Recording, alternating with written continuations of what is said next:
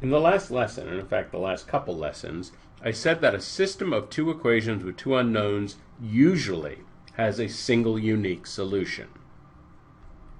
Altogether, there are three cases.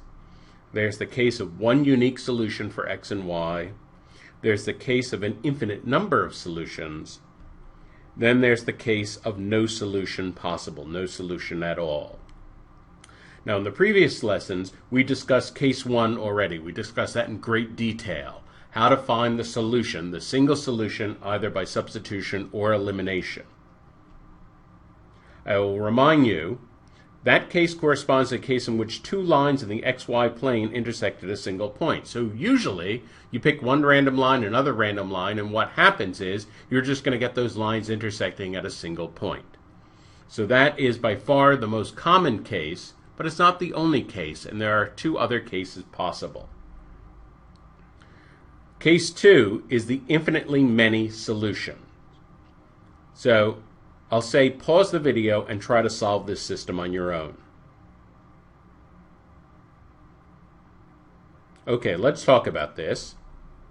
The first equation has a negative y, so this is an easy candidate for substitution.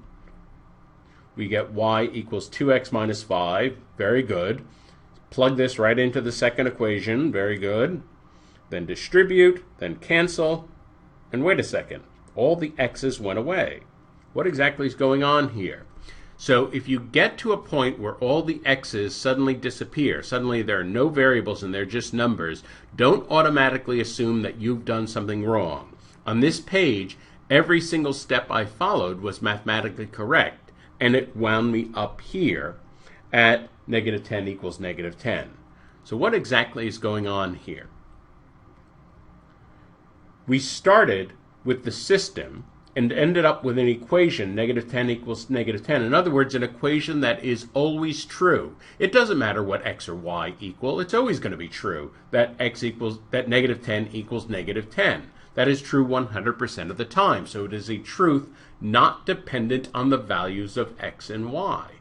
Well, that means if we wind up with something that's always true, we must have started with something that was always true. It means that the starting point, the system, must be always true. That is true for all values of x and y. No matter what we make the values of x and y, we will have a system that works. We will have a true system. How did this happen? Let's go back and look at the original equations. Rewrite the second equation. We'll just put the x first. Now multiply the first equation by negative 2, and lo and behold, it's the same equation. One equation is just a multiple of the other, so it's really just two copies of the same equation. At the beginning of the video on two equations and two unknowns, we discussed how a single equation with two variables would have an infinite number of solutions. That's exactly what we have in this system, because really we have, it looks like two equations are written on the page, but really it is just two copies of the exact same equation. We really have only one equation. And one equation, as we know, two variables, one equation, we have an infinite number of solutions. In a way, we're asking, where does a line intersect itself? It's as if we pick two random lines, and by the most unlucky chance imaginable, we just happen to pick the same line twice. And so it lands on itself and intersects itself in an infinite number of places. If you notice that one equation is a multiple of the other, that means you're in the infinitely many case. Sometimes you can just spot that. Even if you don't notice that and solve, you'll wind up with an always true equation. You'll wind up something where all the variables drop out, and you just get something like 7 equals 7, something that's always true. When you get something that's always true, that's an indication that the system of equations is also always true for all values of x and y. So this is the infinitely many solutions case. Now let's talk about the no solutions case. Pause the video and try to solve this system.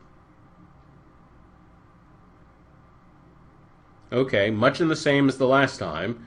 We have an x by itself, so that's a very obvious candidate for substitution. X equals 2y plus 5. Very good. Now plug that into the second equation, distribute, cancel, and what's going on here? Again, all the variables have dropped out, but now we have something that is patently false. It is never true that 15 equals 8.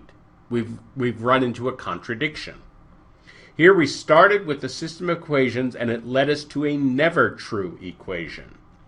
This means that the system of equations must be never true. In other words, there's no possible values of x and y that we could pick that would allow us to say that 15 equals 8 is a true statement.